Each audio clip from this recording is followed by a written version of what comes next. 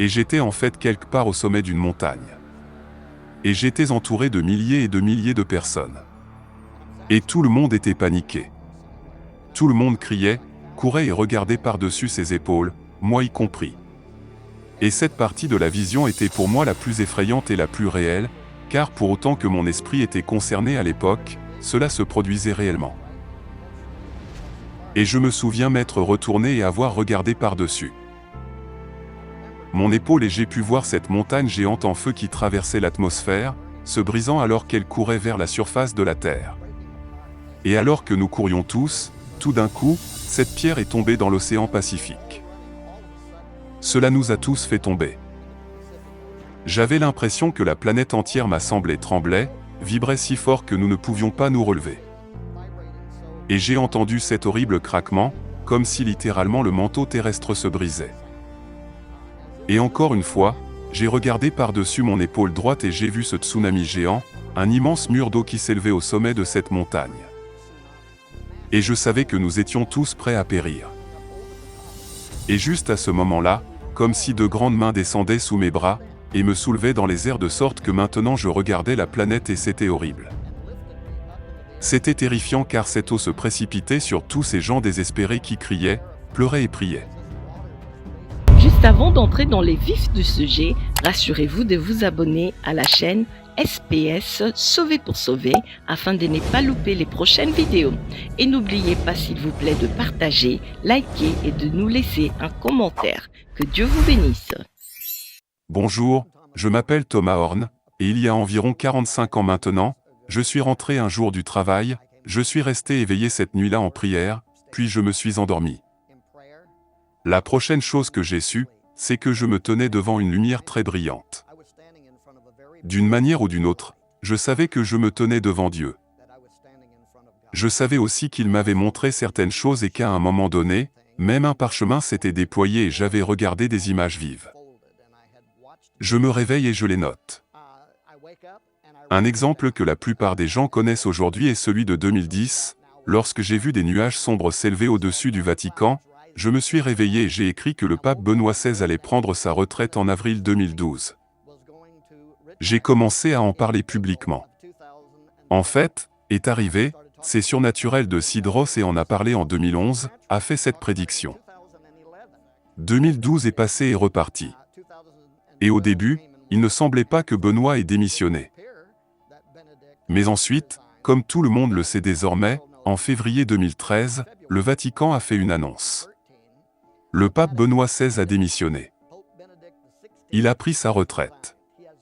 Et le même jour, le média du Vatican, l'Observatoire El Romano a donné une interview aux journalistes du New York Times, dans laquelle ils ont admis que le pape Benoît XVI avait officiellement et secrètement démissionné de son poste au Vatican en mars 2012. Et puis en avril 2012, cela est devenu officiel auprès de la Curie, le gouvernement romain, et ils ont accepté sa démission. Et maintenant, bien sûr mon téléphone sonnait sans décrocher. Tout le monde voulait savoir qui était mon initié au Vatican, n'est-ce pas? Qui m'avait donné cette information? Et bien sûr, je dis aujourd'hui en riant que si je leur disais que c'était le Saint-Esprit, cela les confondrait vraiment. Il y a environ un an, cette expérience que j'ai vécue tout au long de ma vie d'adulte s'est reproduite. Et j'étais en fait quelque part au sommet d'une montagne. Et j'étais entouré de milliers et de milliers de personnes. Et tout le monde était paniqué. Tout le monde criait, courait et regardait par-dessus ses épaules, moi y compris. Et cette partie de la vision était pour moi la plus effrayante et la plus réelle, car pour autant que mon esprit était concerné à l'époque, cela se produisait réellement. Et je me souviens m'être retourné et avoir regardé par-dessus mon épaule et j'ai pu voir cette montagne géante en feu qui traversait l'atmosphère, se brisant alors qu'elle courait vers la surface de la Terre. Et alors que nous courions tous, tout d'un coup, cette pierre est tombée dans l'océan Pacifique. Cela nous a tous fait tomber. J'avais l'impression que la planète entière m'assemblait tremblait, vibrait si fort que nous ne pouvions pas nous relever. Et j'ai entendu cet horrible craquement, comme si littéralement le manteau terrestre se brisait. Et encore une fois, j'ai regardé par-dessus mon épaule droite et j'ai vu ce tsunami géant, un immense mur d'eau qui s'élevait au sommet de cette montagne. Et je savais que nous étions tous prêts à périr. Et juste à ce moment-là, comme si de grandes mains descendaient sous mes bras, et me soulevaient dans les airs de sorte que maintenant je regardais la planète et c'était horrible. C'était terrifiant car cette eau se précipitait sur tous ces gens désespérés qui criaient, pleuraient et priaient.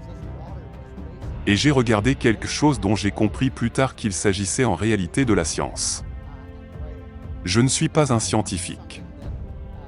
Je n'ai donc pu écrire que ce que j'avais vu et ensuite vérifié. C'est exactement ce qui, selon les scientifiques, se produirait lorsque les eaux de l'océan Pacifique, où cette énorme pierre en feu est tombée, bouillonnaient, et que l'aérosol qui sortait de cette eau remontait dans la haute atmosphère. Et toute une série de mouvements d'ouragans ont commencé à se déplacer à travers les hémisphères de la Terre. Et puis une deuxième très grande partie de cette pierre qui s'en était détachée, évidemment, en entrant dans l'atmosphère, a heurté la Terre et a enflammé une série de volcans. Et toute cette matière était projetée dans la haute atmosphère, était prise dans le courant jet, et se déplaçait autour de la Terre. Très vite, en quelques jours, une grande partie du Soleil, de la Lune et des étoiles s'est assombrie, puis je me suis réveillé, j'étais tellement terrifié que, j'ai littéralement failli tomber du lit et j'ai attrapé une feuille de papier, qui j'ai appris à garder un stylo à côté de mon lit. Et j'ai commencé à écrire tous les moindres détails, coup par coup de ce que j'avais vu et vécu. Mais avant que je puisse faire cela, c'était comme si une voix dans la pièce parlait et prononçait un seul mot, et c'était le mot Apophi. Maintenant, je savais qu'il y avait un ancien dieu égyptien du chaos du nom d'Apophi, qui était l'ennemi, de la lumière, l'ennemi de Ra. Je le savais. Je n'en savais pas beaucoup plus que ça. Et je savais aussi que la NASA avait découvert un astéroïde à l'Observatoire national de Kitt Peak en 2004. Et à l'époque, il l'avait nommé Apophi en hommage à ce dieu égyptien de la destruction.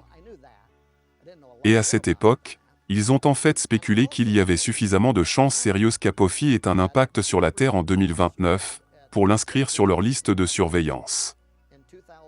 Plus tard, ils ont réduit le risque que cela ait un impact sur la Terre dans un peu plus de 9 ans. Mais j'ai appris plus tard que c'est probablement parce qu'ils sont impliqués dans une dissimulation, et que les chances qu'Apophi frappe la Terre dans 29 ans sont bien plus grandes que ce qu'ils admettent à ce stade. Et d'ailleurs, dans le livre dans lequel j'aborde, c'est plus qu'une théorie du complot. J'ai interviewé et parlé avec des astronomes, des membres de la NASA, des personnes ayant une habilitation de sécurité au top secrète. Le lieutenant-colonel Robert Ginny du Pentagone, qui était analyste principal, m'a mis en contact avec des spécialistes de l'impact, des gens comme Nathan Myhrvold, qui figurent constamment parmi les 100 meilleurs penseurs critiques, penseurs scientifiques du monde, un véritable mathématicien. Avec plus de 800 brevets à son actif. Il a autrefois dirigé le département scientifique de Microsoft. L'un des hommes les plus brillants de la Terre a récemment publié un article, évalué par des pairs dans un magazine d'astronomie dans lequel il accuse la NASA de dissimulation totalement, la menace posée par Apophi et par un autre astéroïde. J'ai donc fait toutes ces recherches et j'en suis venu à croire qu'en fait, de toutes les dates, le vendredi 13 avril 2029, Apophi allait frapper la Terre. Les faits autour de cet astéroïde sont étonnants. Il mesure 370 mètres de large. 1200 pieds de large. Ou, pour exprimer cela davantage, vous savez, la gymnastique mentale, elle fait 4 terrains de football de la NFL et il pèse environ 20 millions de tonnes. Il se déplace à 28 000 à l'heure. Et si, comme je le prédis, cela touche la Terre en 2029, cela équivaudra littéralement à ce que disent les scientifiques, 65 000 bombes atomiques de la taille de celles que nous avons larguées sur Nagasaki et Hiroshima à la fin de la Seconde Guerre mondiale. Qui a littéralement coulé l'île japonaise. Ils disent qu'au minimum, des dizaines de millions de personnes mourront et peut-être des milliards de personnes. La NASA dit que si cette rocher touche la Terre, elle tombera probablement autour de la frontière du Mexique et de la Californie. Une zone très densément peuplée. Vous pouvez donc comprendre pourquoi cette vision était si terrifiante pour moi. Cependant, lorsque Luc parle des signes et des astéroïdes, lorsque le livre de l'Apocalypse parle de ce qui se passera au chapitre 8, lorsque ce puissant rocher appelé Wormwood, ce que je crois, tombera sur la planète, Tout cela précède un moment où les croyants doivent lever les yeux et relever la tête parce que leur rédemption approche. C'est un message sur l'immanence de la seconde venue de Jésus-Christ. Et si vous êtes incroyant à l'enlèvement, alors bien sûr, vous savez que vous n'êtes pas destiné à la colère et que vous ne serez probablement même pas là lorsque cet événement se produira. Mais cela arrive, et c'est une opportunité, quelle que soit votre vision eschatologique ou prophétique du monde, pour les croyants de tout type de profiter de ce moment pour être des prédicateurs de l'Évangile. Paul a dit, « Je n'ai pas honte de l'Évangile de Christ, car c'est la puissance, la dynamite de Dieu qui peut convertir le juif en gentil. » Et c'est ce que j'espère que fera le message contenu dans le livre La prophétie de l'absinthe. Allumer une passion. Parce que j'ai également vu dans cette vision des gens partout dans le monde, implorant Dieu de les délivrer de cette menace. Et il y a un précédent dans l'Écriture selon lequel Dieu évite un jugement comme il l'a fait avec Ninive, lorsque Jonas y apprêchait, comme il le dit dans le livre de Joël, « Si vous vous tournez vers moi de tout votre cœur, de toute votre âme, et de tout votre esprit, dit-il. Alors la peste acridienne ne viendra pas. Je t'enverrai une bénédiction au lieu d'une malédiction. » Et même l'un des astronomes européens les plus célèbres au monde affirme, aujourd'hui qu'il existe une chance très réelle qu'Apophis traverse, ce qu'il appelle une fenêtre entre Mars et la Terre, et soit projeté dans l'espace pour revenir exactement 7 ans plus tard.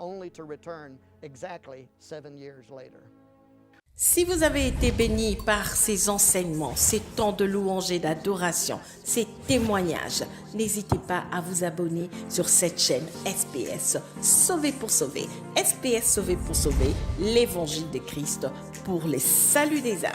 Ici, nous témoignons de Jésus. Que Dieu vous bénisse.